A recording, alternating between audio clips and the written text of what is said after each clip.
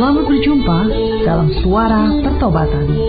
Firman Tuhan hari ini disampaikan oleh Bapak Pendeta Remedi Perangin-Angin MD. Selamat mendengarkan.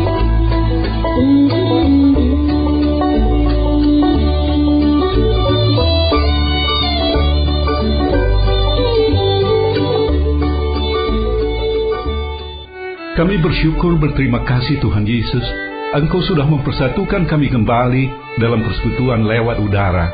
Kehadiran-Mu dalam Roh-Mu yang kudus membuat si iblis tidak berdaya sama sekali mengganggu konsentrasi kami.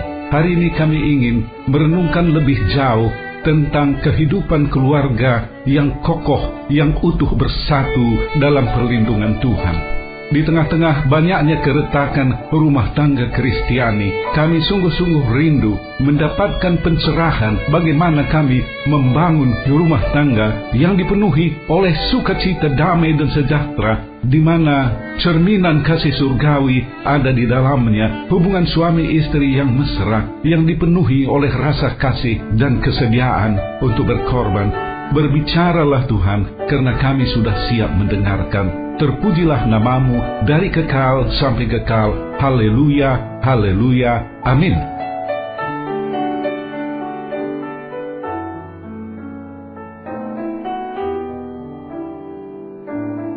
Shalom saudara, saya harap saudara ada dalam keadaan sehat, walaupun cuaca barangkali berubah-ubah.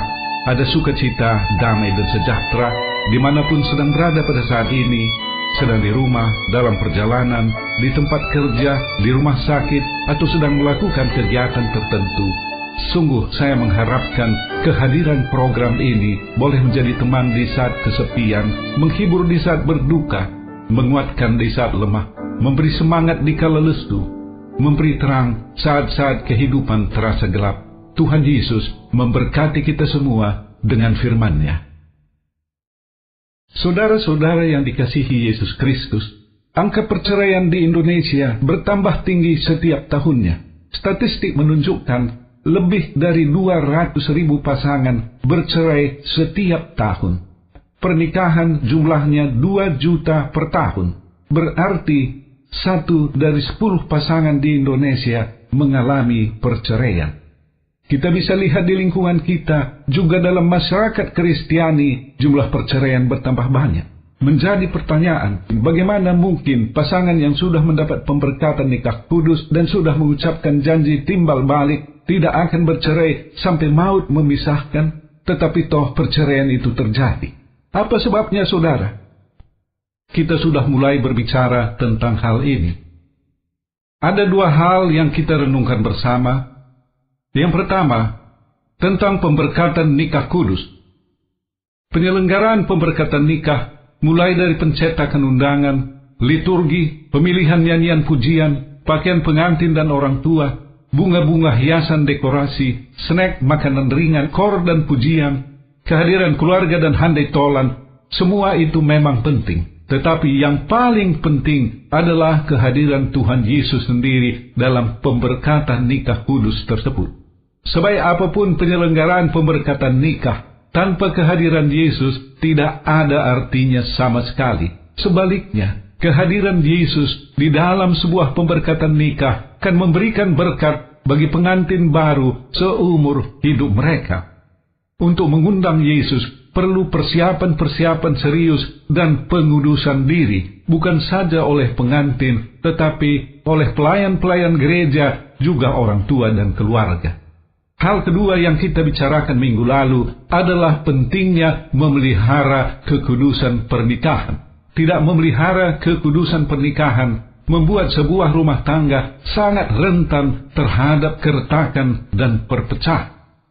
Dalam kesempatan sekali ini, saya masih ingin merenungkan lebih jauh tentang pentingnya memelihara kekudusan pernikahan.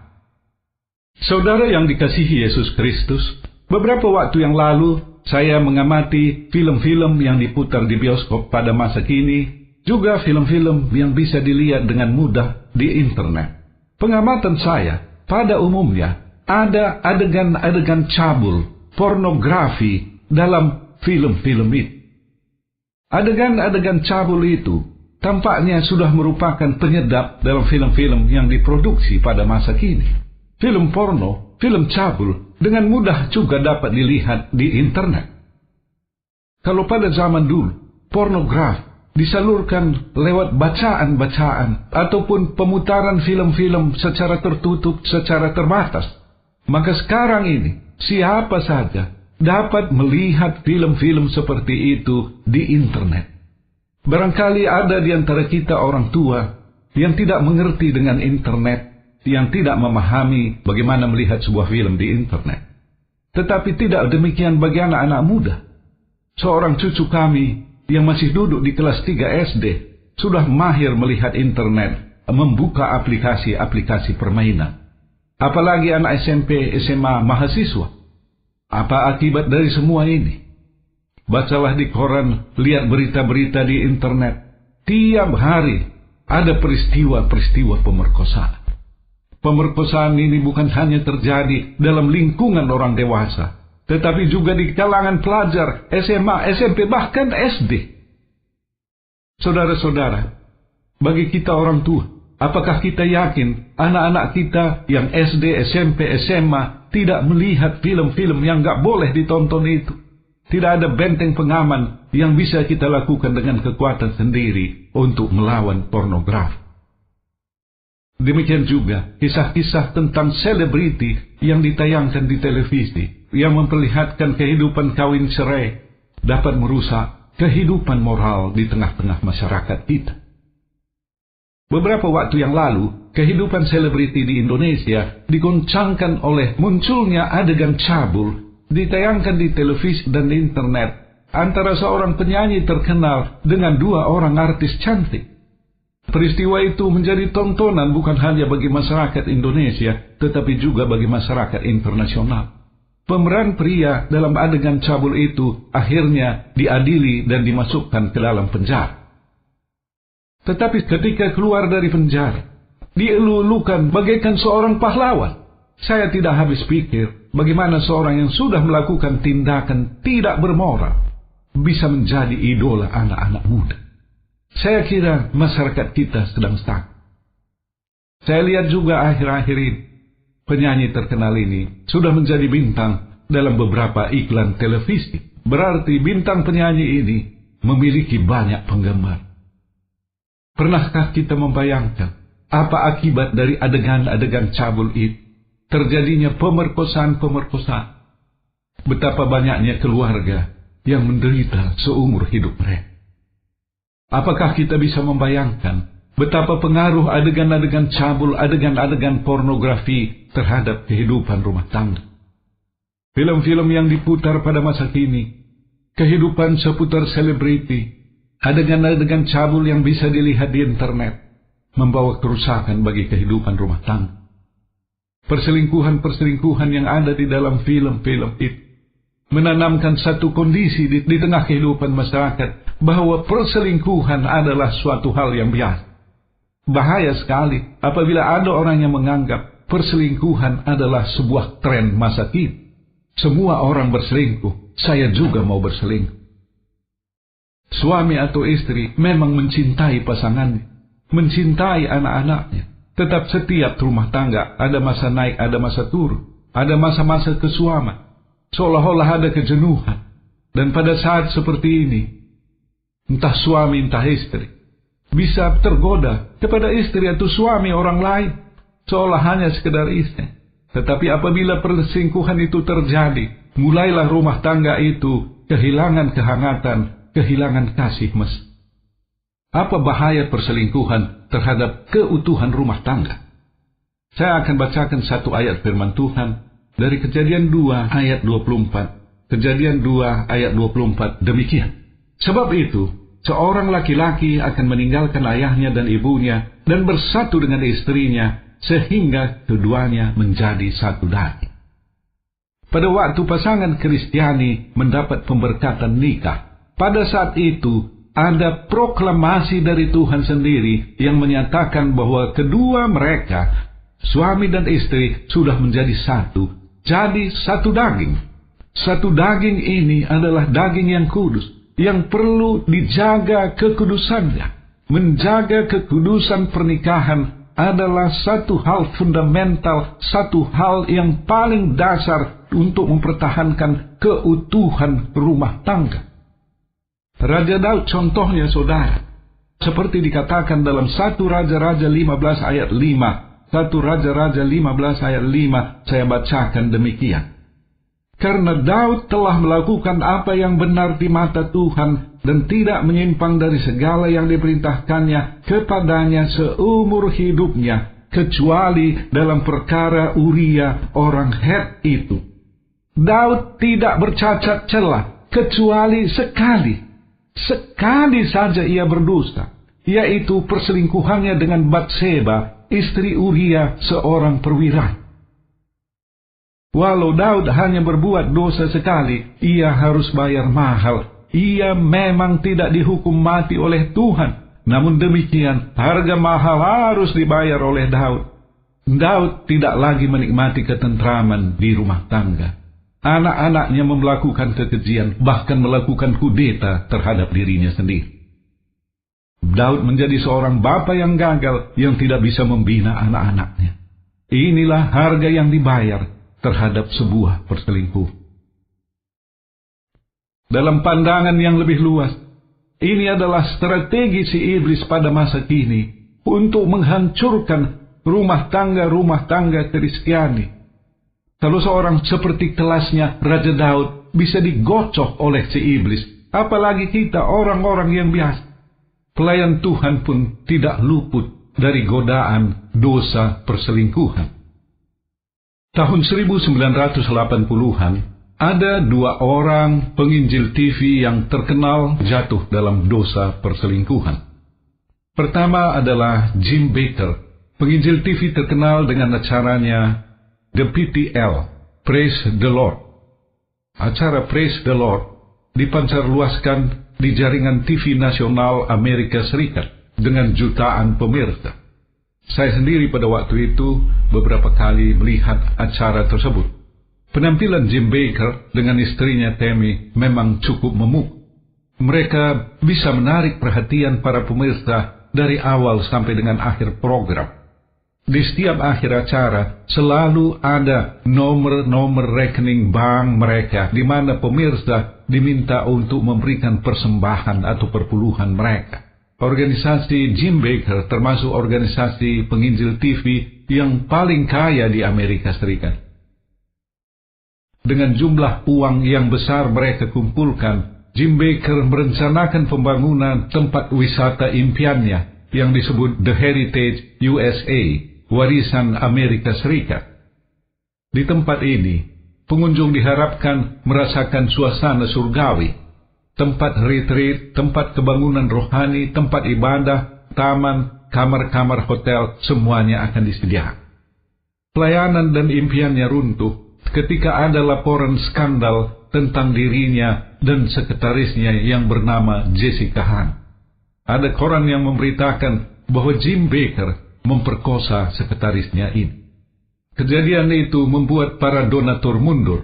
Jumlah uang yang mereka terima turun drastis. Sesudah itu, aparat pemerintah memeriksa keadaan keuangannya, dan ternyata Jim Bakker melakukan sejumlah kesalahan dan penipuan dalam pengelolaan keuangan organisasi. Akibatnya, ia dimasukkan ke dalam penjara. Istrinya Tammy kemudian menceraikannya dan menikah dengan lelaki lain. Sesudah Jim Bakker keluar dari penjara, ia menulis sebuah buku berjudul I Was Wrong, Saya Salah. Dia mengakui di penjara untuk pertama sekalinya ia membaca Alkitab dari kitab Kejadian sampai dengan Wahyu secara keseluruhan. Sebelumnya, ia hanya mengambil potongan-potongan ayat Alkitab yang mendukung teologianya tentang kemakmuran. Sesudah ia membaca Alkitab secara keseluruhan, ia melihat bahwa ia salah. I was wrong, kata. Teologi kemakmuran salah, kata. Kebenaran Alkitab tidak bisa diambil secara sepotong-sepotong. Hamba Tuhan lainnya yang jatuh ke dalam skandal seks bernama Jimmy Swaggart. Jimmy Swaggart adalah seorang pengkhotbah, bisa bermain musik sambil bernyanyi, khotbah, main piano, bernyanyi, talenta yang dimilikinya menyebabkan para penonton televisi terpukau. Penggemarnya banyak. Pada satu hari, ada orang yang melihat hamba Tuhan ini berada di kamar hotel bersama dengan pelacur. Sebenarnya tidak ada bukti tentang apa yang dilakukannya di kamar hotel. Tetapi pada satu hari, ia muncul di televisi sambil menangis mengakui bahwa ia sudah berdosa, ia sudah melakukan kesalahan. Semenjak itu pelayanannya mundur dan perlahan-lahan ia bangkit kembali.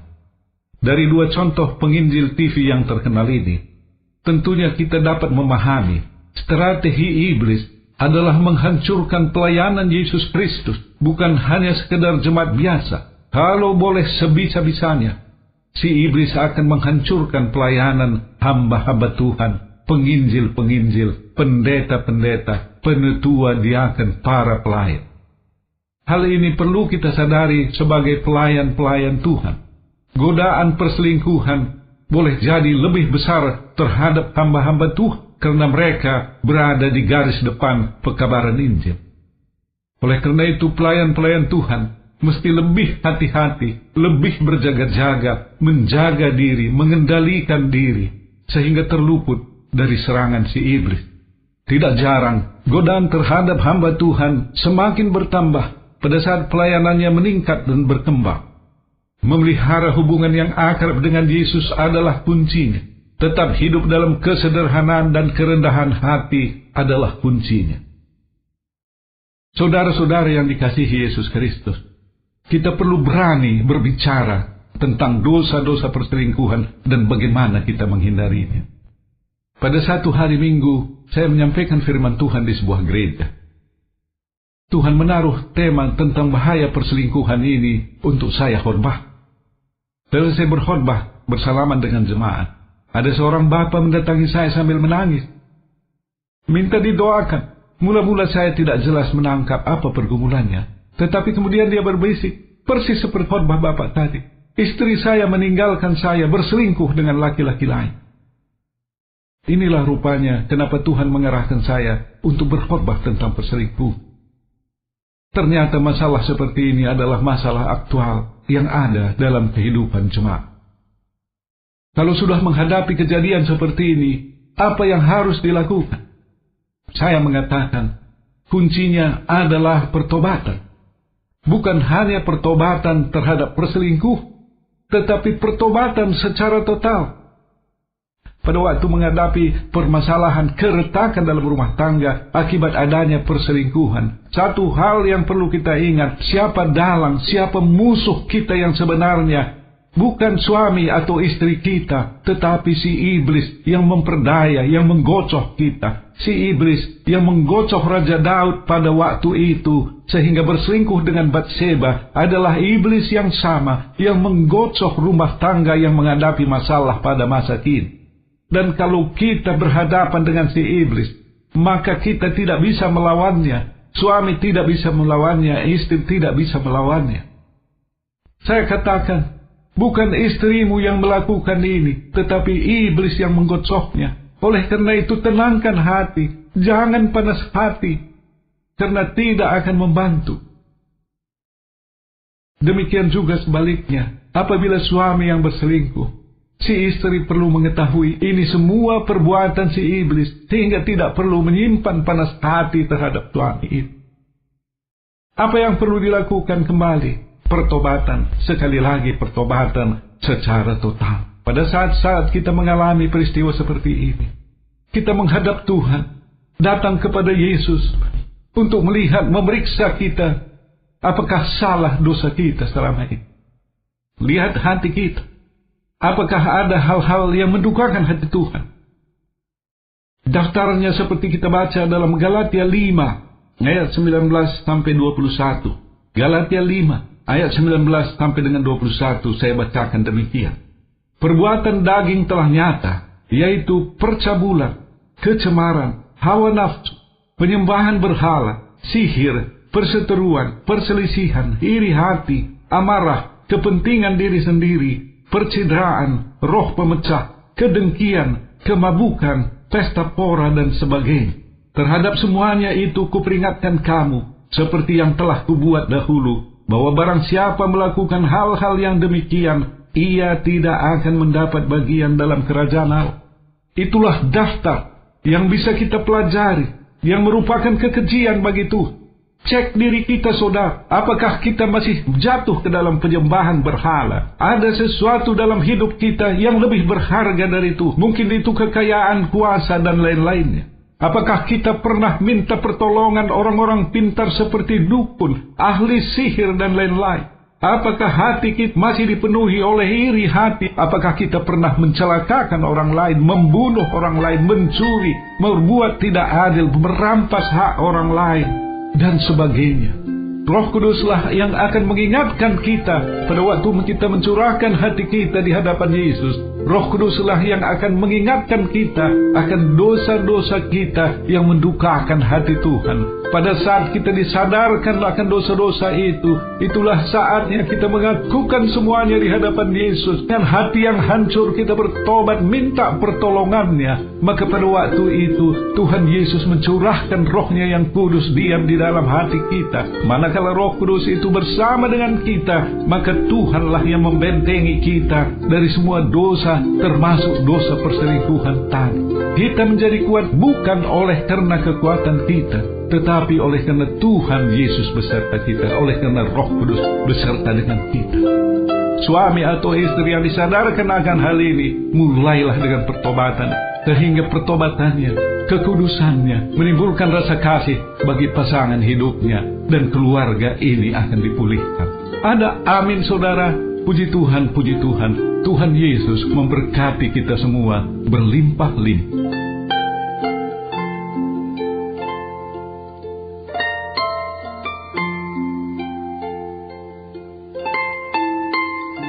Apabila ada saudara-saudara pada saat ini dijamah oleh Roh Kudus, Roh Yesus, sehingga saudara menyadari akan dosa-dosa dan jalan tersesat selama ini, ikuti saya menyampaikan sebuah doa sederhana.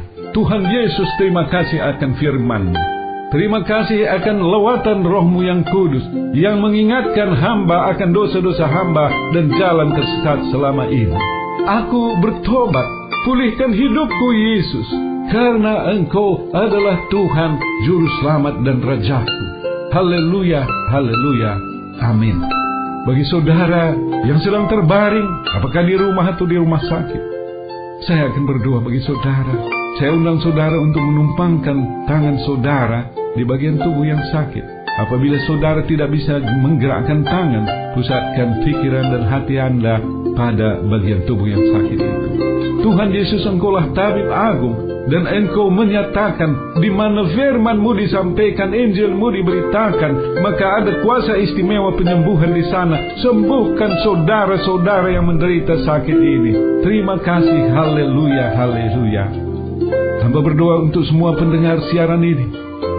Berkati hidup mereka di dalam pekerjaan, di dalam usaha, di dalam studi, di dalam rumah tangga, di dalam hidup keseharian, dalam seluruh aktivitas mereka. Biarlah kami sama-sama merasakan bahwa berkat-Mu Tuhan Yesus begitu berlimpah, sehingga kami bisa memuji-muji nama-Mu sepanjang sisa umur kami ini. Bagi-Mulah hormat, puji, dan kemuliaan sampai selamanya. Haleluya, haleluya, amin.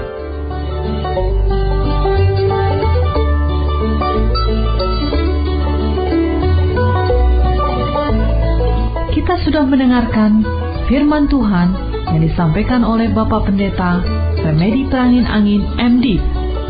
Pendengar dapat mengirimkan pokok-pokok doa kepada Suara Pertobatan, alamat email suarapertobatan@gmail.com, suarapertobatan@gmail.com, SMS atau telepon di pesawat 021 7005 8400, 021 7005 8400.